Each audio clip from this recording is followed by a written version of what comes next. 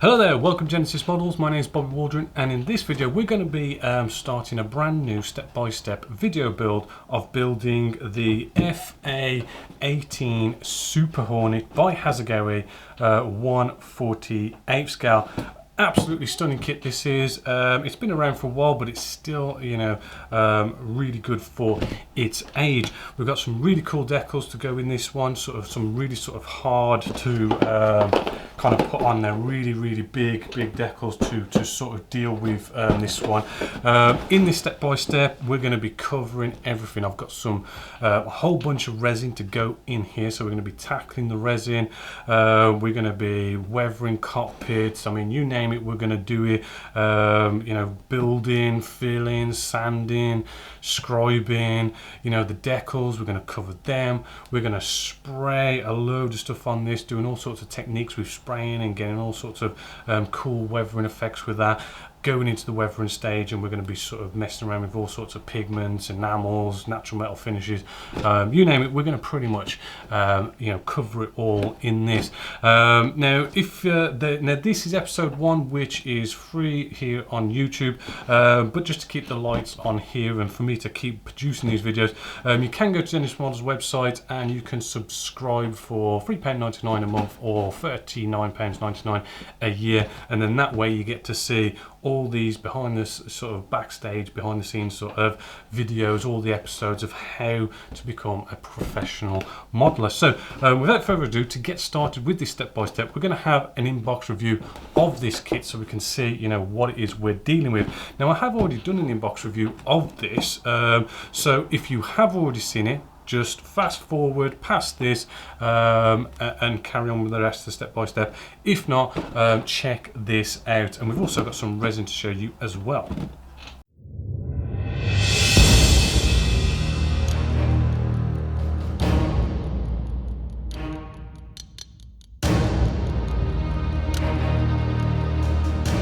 Hello there, welcome to Genesis Models. My name is Bob Waldron, and in this video we're going to be taking a look at Hasegawa's 1/48 scale A-18E Super Hornet. Looks like an absolutely fantastic kit. It was new tooled in 2005, so just over 10 years old for a new tool, but it's made by Hasegawa, so it should fit together absolutely stunningly. So let's start by taking a look inside. Now with these kits, it is a good note to note that Hasegawa are quite notorious for taking a kit and just reboxing it over and over and over again. There's something like 20 different kits of this Super Hornet, so as much as you might see a different box art, it's still the same kit. Basically they've just thrown in some different decals. Now the price of this kit, it really does sort of vary depending on where you go and where you are in the world. So we'll say it's around about maybe the £50 mark, give or take, several notes in some cases. But here we have straight away, we've got the actual canopy section, which is normally pretty damn good coming from Hasegawa. So zooming right in, you can see that it's looking lovely, crystal clear, no sort of mole problems with this. We do have the usual seam line that does go right down the middle, but that is something we've come to sort of accept in modeling. We do have the front part of the canopy, which is just looking just nice and perfect, no real problems with that at all. So nice to see the canopy's all good. Then in the box we have one big bag with all the screws in it. Right, so hopefully there hasn't been too much sort of the plastic parts rubbing against each other and making scratches and all those kind of things. Now this is going to be a pretty big kit with a lot of plastic for your money. Now what we have here to start off with is we've got all this lovely surface detail, which coming from Hasegawa, we are talking nice in-scale recessed panel lines, recessed rivets. Everything is very crisp, very uniform, very consistent throughout. The surface is feeling nice and smooth, all good for taking whatever washes or spraying that you may want to do with it. On the underside we've also got a nice lovely bunch of detail all underneath here as well.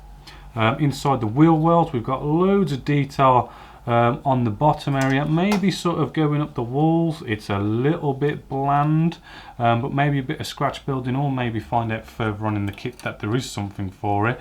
Instrument display panel looking nicely well detailed. You know, hopefully there'll be some decals for inside these instrument display panels.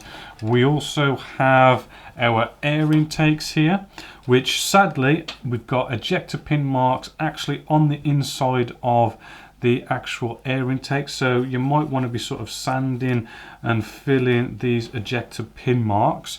On the actual wheel well doors, we've got some ejector pin marks in those sort of horrible places. You don't really want to see them, so they are recessed, so you might be wanting to be going off and actually filling and sanding those back. Bit of a shame, but it is kind of a little bit typical of the time. 2005, this whole ejector pin marks on wheel well doors and stuff, it was sort of sadly kind of common, which, you know, the industry has sort of taken note of that since, and you know, that doesn't appear as a problem so much in, you know, sort of later kits now. Now what we've got here as well is two identical sprues, right? And in these identical sprues we have stuff like ejector seats, we have pilots, which we can see all sorts of detail going on with all sorts of pouches and stuff on the pilot itself. We have the pilot's head, which we've got all sorts of, you know, lovely detail on there. More detail with ejector seats, air intake fans. We've got our pylons here as well. They're looking quite good with the same sort of level of detail as the rest of the kit. We do have what looks like to be enough to have about 4 fuel tanks as well. We've got some arm detail going along here also, and then some little bits of detail here and there. Moving along, we do have this whole you've got the rear fuselage section, and then you've got the nose fuselage section, which can sort of make some fit problems when you make the whole structure kind of complex, but Hasegawa is good at being a good fit in that sense. And again, we've got that lovely surface detail running along our front nose section just there. Same with the opposite side. If we turn it over, we do have ejector pin marks, but I do believe, you know, we do have a separate tub. Yes, here it is, the tub for the cockpit, which there's a bunch of detail looking good inside there, and this is the 2-seater version. More pylons just here as well. We've got some sensors going on along here as well, so that's quite nice to see. Moving along, we've got all sorts of flaps, slats, stabilizers and tail sections and all these kind of things along here. Again, same level of detail all the way along. They are 2 separate halves, so, you know, that adds a little bit of filling and sanding, but, you know, they still look good. And then we have our landing gear, which is just here, which this is the side where the ejector pin marks are, and if we look a little bit closer, we do have ejector pin marks. Again, you know, same kind of thing, you know, 2005 and earlier, it was kind of the era of, you know, ejector pin marks on landing gear, wheel well doors, something to sort of take care of there. And there are a few to sort of sort out as we look through more of the landing gear, but still, you know, the landing gear is well detailed. Maybe a tiny bit of flash because it is from 2005, but, you know, it's very sort of minimal flash, so to speak, but apart from that, looking quite good. And moving along, we then have the wing section. Again, we've got some lovely detail, lovely recessed rivet detail going along there, and on the top side is also, you know, same lovely detail along there. So all in all, you know, looking to be a good kit. The one thing I have noticed that is missing is to have a whole bunch of lovely weapons, which is kind of sad. And you do need to be careful because I've got a few pieces that have already come off of the sprue, so make sure you check everything when you get it out of the bags. Then we have the Decals, which the Decals are made by Hasegawa. Typical sort of Decals from Hasegawa. You do normally need to use stuff like Mr. Mark softener and setter, the stronger sort of decaling solutions, but they tend to be okay if you get that right. We then have with the Decals, if we sort of zoom you in, they look a bit matte. You do, hopefully as you can see, get an absolute massive array of Decals to really sort of do a really smart FA-18 Super Hornet. It's really going to be a nice showboat for your modelling shelf, if you ask me. It's going to look an absolute stunner. The only thing I would say with these Decals is so much of it is Decals, you know, all this black and all this yellow. You may want to sort of try and look into going off and maybe actually spraying your model black and the yellow bits maybe, or just go down there, just whack on a load of Decals, because that is a lot of big Decals to put down on a model, and it's going to take a lot of time and experience to put them down.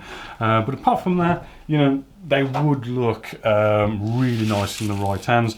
The instructions, typical instructions again, got a nice explanation of the actual aircraft. Moving through, starting off with the tub, bringing the front fuselage halves together. You know, it does seem to call out colours and markings quite nicely, which I do believe they used Mr. Hobby for their colour call outs.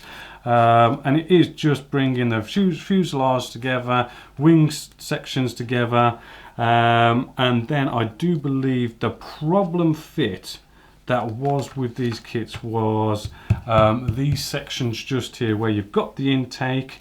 They could be a bit of a problem, a bit of an eyesore with gappage in looking down the air intake. And then there's this section here, piece C15. Sometimes there is a bit of a fit problem there, but I think with the Hasegawa kit you don't get that problem. And then moving along, we've got flaps and slats and all those lovely things. You can have them in all sorts of different positions to give your model that bit more sort of life. Obviously landing gear up or down, and then I mean it is showing some weapons. Did we have some weapons that I missed? Yes, there were some sidewinders and AMRAMs with this. You get 2 AMRAMs and 2 sidewinders, which isn't bad. But you may want to go off and get some more weapons to sort of beef it up a little bit more if you want to go down that route. You do get a ladder with this as well, which helps with the options, as well as having the canopy open or closed. Actually, this is the single seat version, although they do seem to have a little bit of an option in there to make it like a 2-seater, but this is the single seat version. And then we've got the markings. As you can see, we've got all the colour call outs and what to paint here, and you know, looking pretty good. So all in all, I mean, you know, depending where you buy it from, it can be a bargain, or you know, you could be sort of ripped off a bit, but it's a fantastic fitting kit. You know, it's a lot of plastic for your money. It's of a really cool aircraft, which is going to look absolutely stunning when it is actually done. The only grumble with this kit is obviously you've got those ejector pin marks, which you can either ignore or fill and sand away, which can be a bit tricky because they are in detailed areas. Canopy's looking fantastic, surface detail looks fantastic. The decals, they do look fantastic, but they are, I would definitely say they're not for a beginner. You're gonna have to be sort of like have some experience with decaling to sort of really sort of tackle them. And apart from that, it's definitely a big thumbs up for Hasegawa's FA-18E Super Hornet. And so we now move to having a look at the resin that we're going to be using with this kit. First off, we have by Aries their Cockpit Decal set. Just to open this up, they really do produce some really cool resin for any sort of models. Really, Aries does. They're really good in that way. Well, what you also get with this is you do get a nice bit of photo etch, right, to sort of go in and around the actual canopy area and sort of in the cockpit area as well. So nice big sort of fret there. Bit of clear sort of plastic here. That's for sort of doing like dials and the instrument display panels and that kind of cool stuff. Then we have the resin itself. So if we sort of get out a few pieces here, we've actually got the cockpit tub, which as you can see just inside there, absolutely lovely, crisp, high quality detail inside there, which is going to look really, really smart, as well as the instrument display panel. As you can see there, we've got all sorts of dials, recesses, you know, you name it, it's all nicely in there. We've got our ejector seat as well, one piece mold, bunch of photo etch that's going to go on in around this. But as you can see, I mean, we've got some really delicate pieces, so you've got to be, you know, kind of careful with it, but absolutely stunning there. We've got some sort of wiring and boxes going on just inside there as well. I have looked at the instructions, I'm not sure how visible that's going to be, but still. Then we do also have a really delicate part here. In the instructions, it does want you to cut out this middle bit here and all this side bit here, so that you've got this little flimsy bit just holding this together. This is something that could very easily break because it is thin, it's wafer thin, but I will show you how we go about sort of making sure we don't break this. There is a nice easy way of going about it, and you should be good. And then we've just got some little pieces in here like joysticks and stuff like that. Again, really cool. Moving along, we've also going to be in this kit using the exhaust nozzles set as well. If we just open this up, and just inside here we've got, let's get out one exhaust as an example, we've got all this lovely detail that is inside the exhaust. That's going to look rather cool. I've got some cool weathering techniques for that, some fans at the bottom, you know, and the actual exhaust end itself. That's all going to look absolutely smashing on the end, because admittedly the Hasegawa kit, the exhaust side of things is a little bit plain. I mean, you could so easily use the out-of-the-box cockpit that comes with this kit, but definitely the exhaust. If you're going to get something aftermarket, I would recommend the exhaust for that. So let's get all this resin prep, because really we've got the cockpit. That's normally where you start, and because we've got resin, we want to start with the resin cockpit. So really quickly, with our resin cockpit, let's just take out our pieces and throw them in some sort of a container filled with lukewarm soapy water, like you know, sort of like dishwasher soap or something like that. It must not be hot, just sort of really sort of like you would for a bath for a baby or something, just really sort of nice and warm. The reason for that is it will deform if it's hot. Just to show you an example, as well as, I mean, we haven't in this one, but I want to show you an example if say your resin is slightly warped or something like that, you can sort of get it. You don't really get it with Aries, but some manufacturers you do. I've just got a little piece just here. If we get out some cutters, right, I'm going to show you two things. One, why you shouldn't use hot water. So I've got this little piece. In here is boiling hot water from out of a kettle. Maybe if I get out some tweezers, because it's slightly a bit too hot. Right, and if we just hold this in here, potentially just for a couple of seconds, you should then quite easily see that sort of bend. Right, maybe get you in a little bit closer so you can see that. Right, we put this in here. I'll bend that really easily. Just pull it out again, and I can bend it again. right? Which is the reason why you don't want to be using boiling hot water. But if you're in a situation, say like this, where we've got a bent piece of resin, we can put it into the boiling hot water, only for like a couple of seconds. And it does also depend on the resin as well. I mean, I know some resins you can put them in boiling hot water for like 2 seconds and they're just like bleh, you know, really. So you want to be sort of careful, maybe test a little piece, a little cut off or something, but basically we put that in there, and you know, you can sort of now mold it and sort of form it back all nice and straight, just like so. So you know, that's what you want to be doing. Don't be using boiling hot water, but only use it if you want to sort of reshape your resin. So we're going to sort of clean this off in the soapy water, which it does help to get out a toothbrush and maybe sort of over your bowl. Right, getting your toothbrush and getting you on camera as well, we can sort of like brush at this and sort of try and remove all this mold release agent that's on here. Now this is quite delicate resin, and we've got little tiny delicate pieces in here, so you don't want to rub too hard, or maybe slightly avoid some areas. And the whole point is that we get off all that mold release agent that you get with resin, because if you spray on it, it's going to be like oil to water. Once you've cleaned it off in here, basically you want to sort of go off, rinse it under the tap so you get rid of all the soapy water, and then just leave nicely to fully dry before you start messing around with it.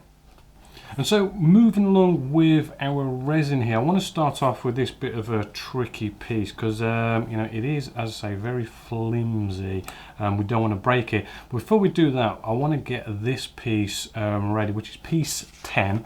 Now in the instructions you will see where it's shaded out, that means you need to remove it. So what we've got underneath here is we've got this little lip, and we need to sort of remove this bit just here, or you're potentially going to have some sort of fit problem. So to do this, we need to sand it away. So I've just got like a sanding stick just here. Now we could nicely just sand away like so, but there is sort of like a health concern when it comes to resin. As you can see, we've got all this sanding dust, and you know, it is quite harmful for your health if you breathe it in. So there's 2 steps we can do. We can we could go outside, which would help, but really you want to get on some sort of a face mask. I've got a M3 face mask here. It covers the whole of your mouth. Got some good sort of filters on here. You want to get your hands on something like this. You don't really want to be going out and wearing these kind of things, because there is sort of, you know, sort of gaps around. You could still potentially breathe it in. I mean, something's better than nothing, but you should, you know, they're not that expensive. You really should get your hands on one of these, extractor fans on, that kind of thing. I'm just going to do a bit without a face mask on while I'm on camera so you can actually hear me. But another little trick that I like to do, which sort of really helps with the whole dust thing, is if we get a bit of water, dip our piece into some water, and then we actually sand away. Right, we bring you in, and then this sanding dust kind of doesn't turn into dust, but actually turns in to the liquid basically sort of helps bring the sanding dust together, and stops it from coming up into the air and you're breathing it in, and it sort of turns into this kind of mushy clumps and stuff. Right, so if you could do that, it will, oops, we don't want to be sanding that side, so if you can, it will sort of get all this sanding dust in like nice little clumps like that. And you want to basically keep on sanding until, which I think I've almost done it actually, until you sort of get rid of that step, which actually I've got a bit to go still, to sand all the way down past that. Well, not past it, you've got to also be careful, because with these types of resin, you'll almost find that once you do get to that step area and you've sanded down to that bit there, you've literally almost got like less than a millimeter before you end up sanding all the way through, and you end up putting an hole in the bottom. So you when you do get close, really sort of sand a bit, check, test, sand, and just make sure you don't do that. And we want to do that pretty much to all our pieces if we can. Now I'm just getting out a bit of photo etch cutting mat just here. We'll probably see more about this later on, but it's just so we can sort of rotate in a bit. We're going to get our little piece just here, hopefully, as you can see. Now because it's so flimsy, we want to sort of lock it down and protect it. So I'm just getting out some Tamiya masking tape, right? I'm going to take my masking tape and I'm actually going to mask this down, right? So as you know, we're not going to be like trying to cut into this and end up bending it and then breaking it, and you know, I mean, that's going to be a bit of a problem if we do that, right? So we've got some masking tape on there. This is now locked in, so we shouldn't really do any kind of breaking or anything. Then we want to get out a blade, right? And what we've got to do, we've got to cut out this area just here, which what you may want to do, just to make sure you don't cut the wrong bits, I do like to get out some sort of a marker pen, and we can just sort of, you know, just mark out what it is that needs to go, right? And we can check our instructions just to make sure, and I'm actually seeing that these need to go as well. And if you could do that on all your pieces, you then sort of, you know, kind of eliminate the accidental, whoops, I've cut the wrong bit, and because it can happen, and that can also lead to some nasty problems. So what we can do is we can get our blade, right, maybe get you on camera a bit better, and what we can do is go nicely right up to the edge and very slowly just score it across where we need to make the cut. Right, and it's better to do lots of light, tiny passes. It's starting to move. It's better to do lots of light, tiny passes than to actually dig it in, rip it back, slip off, and maybe put a big cut all the way down somewhere. Right, nice, light little passes. And this is rather thin, so you should eventually get through, you know, fairly easily. Right, but you've got to be nice and careful. I mean, actually, I've got a feeling I could do with a new blade. So if we just get out a tool as well as a new blade. So just getting out a brand new number 11 blade.